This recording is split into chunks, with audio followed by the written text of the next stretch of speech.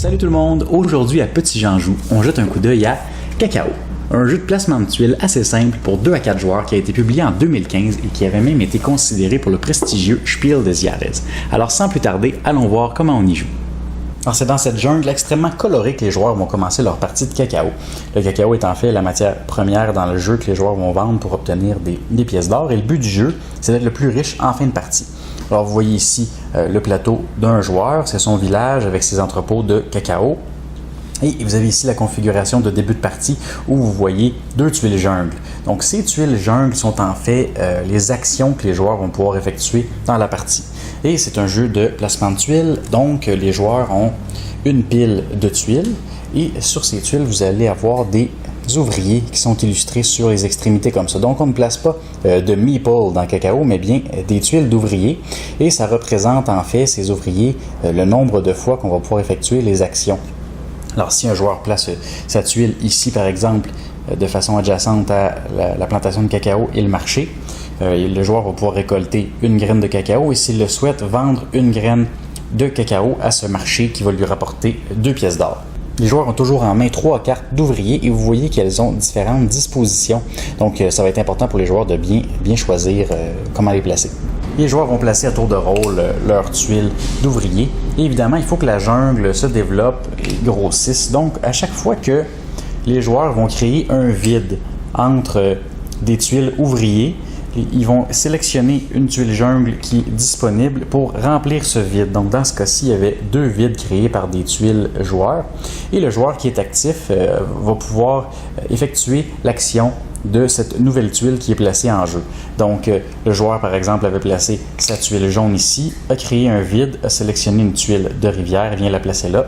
Il y a 2 ouvriers qui sont adjacents à cette action, donc il va pouvoir avancer son porteur d'eau de 2 sur son plateau de village. De ce côté-ci, il vient d'ajouter un marché de 2 pièces d'or parce qu'il a créé un espace vide. Il avait un ouvrier, donc s'il le souhaite, il peut vendre un cacao. Le joueur mauve, quant à lui, n'a pas d'ouvrier qui est adjacent à cette case, donc ça ne lui donne aucune action. Évidemment, on peut effectuer d'autres actions que de vendre et de récolter du cacao. Je vais vous les décrire rapidement. Vous pouvez faire avancer votre porteur d'eau sur la rivière de votre village.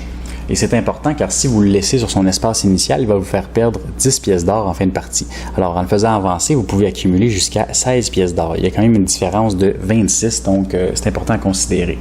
Vous pouvez récolter des pièces d'or en allant dans une mine. Vous pouvez accumuler ces disques d'argent qui vont vous permettre en fin de partie, une fois que toutes les tuiles jungle sont épuisées, vous allez pouvoir construire, déposer une tuile ouvrier sur une des tuiles que vous aviez déjà déposées avant et effectuer à nouveau ces actions.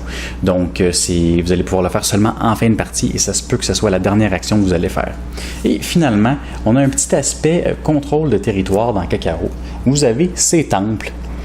Et votre but sera d'avoir le plus d'ouvriers autour de chacun des temples, en fait. Donc, le joueur qui en a le plus va obtenir 6 pièces d'or et le joueur en deuxième position, 3 pièces d'or. Alors, ça ajoute une petite stratégie à long terme.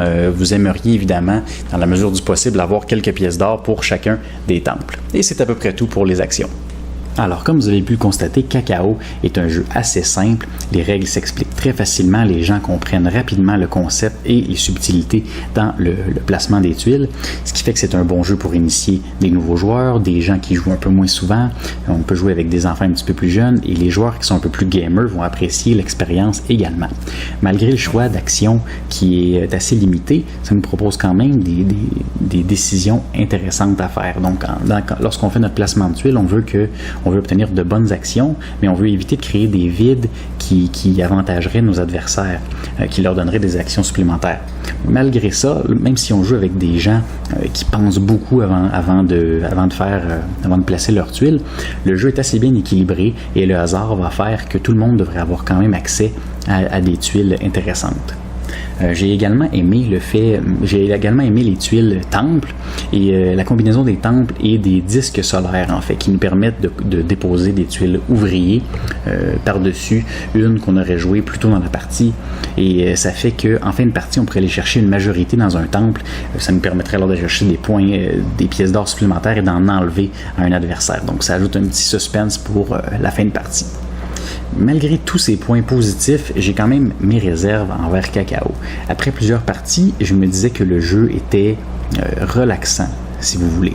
Mais ensuite, j'ai vraiment commencé à trouver qu'il y avait beaucoup de ressemblances entre chacune des parties et j'ai trouvé que les parties me laissaient sur mon appétit. J'aurais aimé avoir plus de rebondissements. J'aurais aimé avoir un petit peu plus d'interaction entre les joueurs et avoir à me creuser la tête un petit peu plus que ça. J'ai eu plusieurs occasions de sortir Cacao avec justement des nouveaux joueurs, avec mes beaux-parents et j'ai choisi d'autres jeux qui m'appelaient plus, si vous voulez. Donc, Cacao m'interpelle un peu moins. Et c'est quelque chose qui est important pour moi parce que, vous savez, les jeux sont assez dispendieux. Alors, si je garde un jeu dans ma collection, je veux avoir envie d'y jouer. Donc, j'ai un peu moins d'intérêt pour Cacao et pour cette raison, je ne vais pas le conserver dans ma collection. Mais c'est tout simplement mon opinion et j'ai joué avec beaucoup de gens qui ont apprécié l'expérience et vous faites peut-être partie de ces gens-là. On a quand même un jeu ici avec un concept solide et qui se tient très bien. Alors, c'est tout pour moi. Merci beaucoup d'avoir visionné et à bientôt.